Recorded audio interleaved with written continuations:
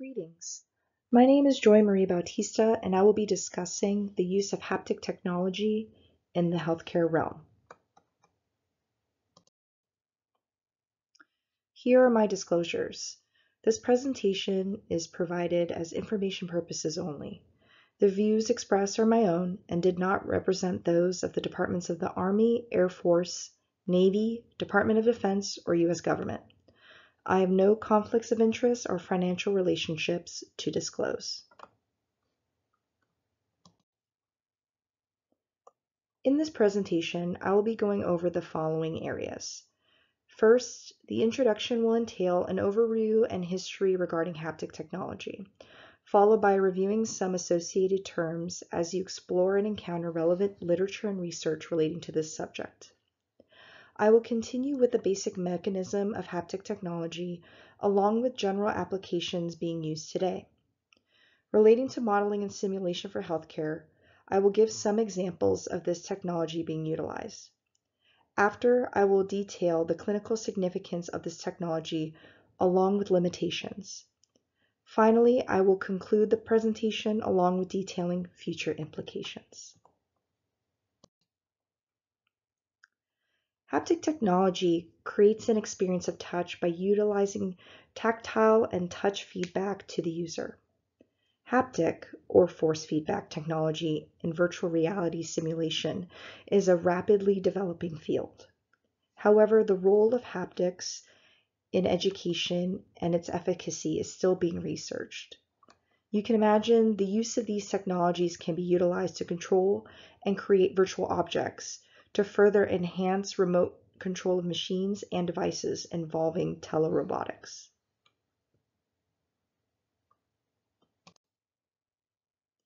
As early as the 20th century, psychophysicists introduced the term haptic to categorize a subfield regarding human touch-based perception and manipulation.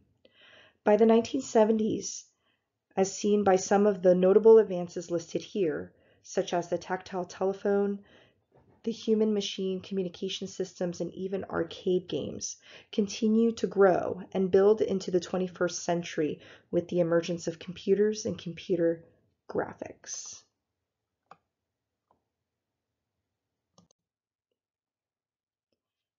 The term haptics comes from the Greek word haptikos, meaning concerning the sense of touch. In the technological world, haptics identifies all the technologies that provide the sensation of digital touch feedback, also known as haptic feedback. Here are some generalized terms you may find and may be already familiarized with as you explore the current literature relating to the subject of haptics and virtual reality simulations.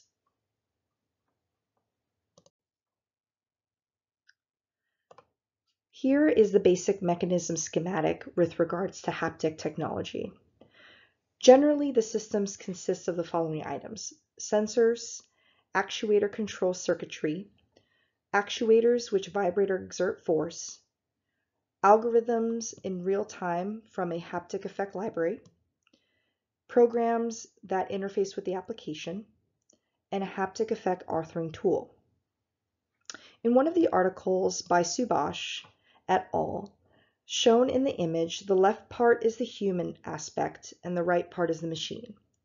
The human part senses and controls the position of the hand, and the machine part exerts forces from the hand to simulate contact with the virtual object. Both the systems are provided with necessary sensors, prosensors, and actuators. In the case of the human system, nerve receptors perform sensing, brain performs actuation of the motion performed by the hand, whereas in the machine system, the above-mentioned functions are rather performed parallel by encoders, compute, and motors, respectively. The controlling action of our body is done by our brain. To different parts of the body, it provides various instructions. The brain tells the muscles to give exact input to the end effectors. An end effector, in this case, is a sensitive haptic device which is placed at the end of a robotic arm, designed to interact with the virtual environment. The arm consists of various sensors which sense change in the angle the force applied and conveys this information to the respective computer. The device then puts something into the automatic action known as the actuators. Then onto the haptic device, the actuator applies the force considered as the feedback force to the user. On the skin, the feedback force is felt and then interpreted by the brain. This refers to the basic working process of haptics. This is a general list of various applications associated with this technology. For the military, training for dangerous tasks such as firearm shooting can be a great opportunity for this type of technology. Another common example that we've utilized throughout this course is the aviation community, and they've been actively utilizing various types of technology in their simulations throughout a pilot and their crew's careers. With manufacturing, training for repetitive tasks requiring efficiency, such as assembly, disassembly, and maintenance, are applicable. Commercially, prominent areas of gaming and sports and the use of controllers and devices also utilize force feedback. Even our smartphones and our wristwatches also use haptic feedback through the use of various vibration patterns and piezoelectric sensor pads that can be utilized by any user, especially those with sensory disabilities. Particularly in the medical field, we can prevent harm and provide training to our staff through difficult procedures that I'll further discuss in the later examples in this presentation.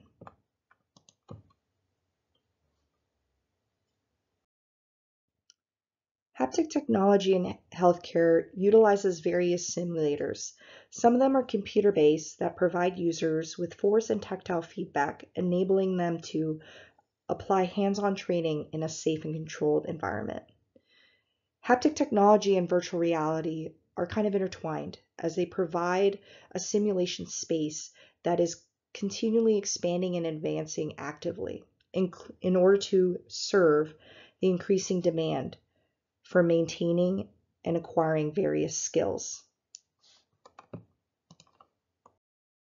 This first example is the PARA VR simulator. This was developed for the U.S. Army from the Haptics Optional Surgical Training System. It utilizes the simulator regarding needle decompression. Their training system was set to fulfill several criterion, which includes identification of the correct injection site, proper injection angle, keeping the hand position at the proper angle, and stabilize during injection, and ensure that the nerve was not pierced during the simulation. The image on the left is the student utilizing the Oculus Quest 2 with the touch haptic device. The center is the photo of the simulation device, and the right is what this training scenario would be seen by the end user. The next example is a suture simulator. This simulator not only is done virtually, but it also includes components of real-life modeling of deformable skin, tissue, and suture material, and it offers real-time recording of the state of activity during the performance of the task using the state model. The simulator can realistically mimic the feel and behavior of human skin, tissue, and the sutures as you practice the suturing techniques.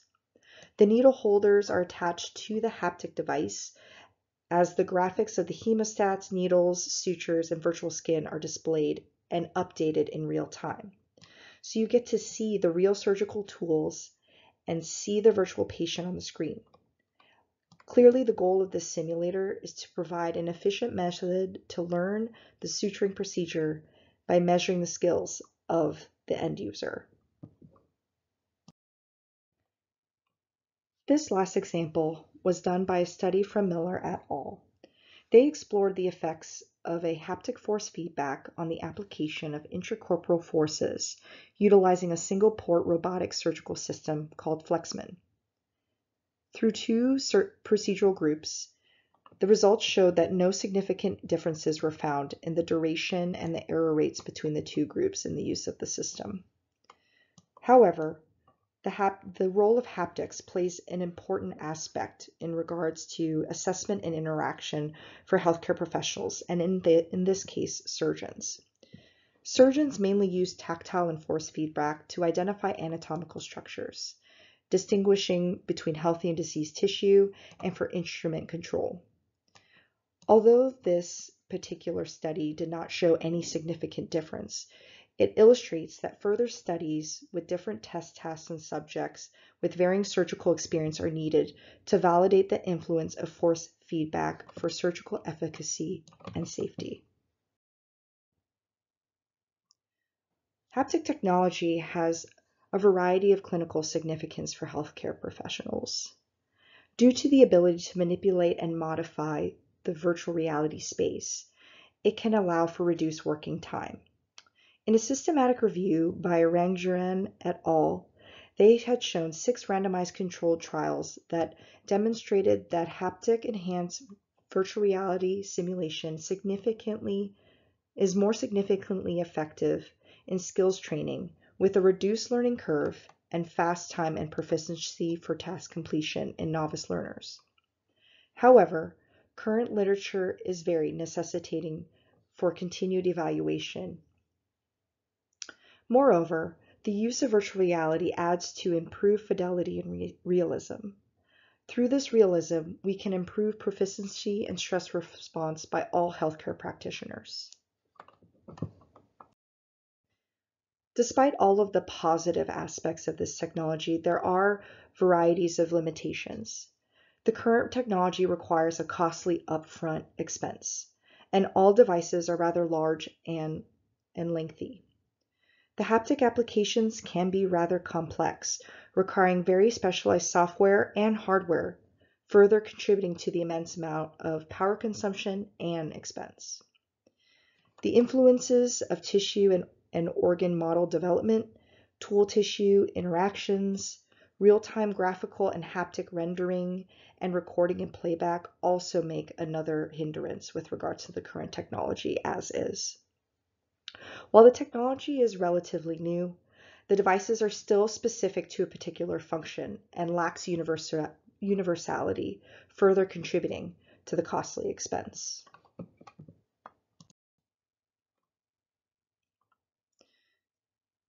With the recent progress in actuation technology and the need for more realistic and effective feedback in training simulations, motivate further research in this area. Future research could focus on the use of haptic technology in minimally invasive surgery such as laparoscopic surgery to improve precision and accuracy of surgical procedures. Research could also focus on haptic technology in telemedicine, allowing for providers to remotely examine and treat patients with the addition of haptic feedback. Additional directions could include application of domains, hybrid actuation and tactile feedback, and careful attention to the network design to minimize delays and other hindrances, and further decreasing the size and improve the wearability of a lot of these various devices. Ultimately, more research needs to look at potential long-term effects of this technology on overall human health and well-being.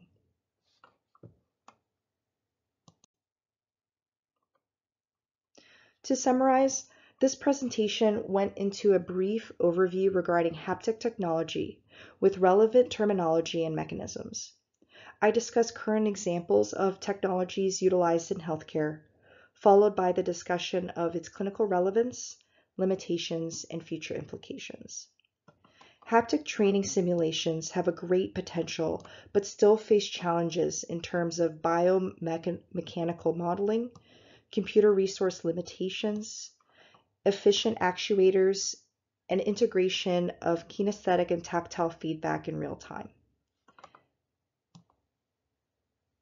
Haptic technology is now used in many industries, as previously mentioned, such as gaming, healthcare, robotics, consumer electronics, even the automotive industry.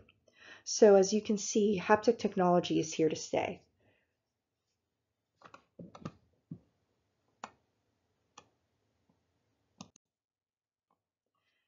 Thank you for your time in listening to my presentation. I hope some of the information has brought forth and incited more curiosity and awareness of how this technology is continuing to shape not only the perception of our world, but the myriad of applications and possibilities that this technology can be utilized. Thank you.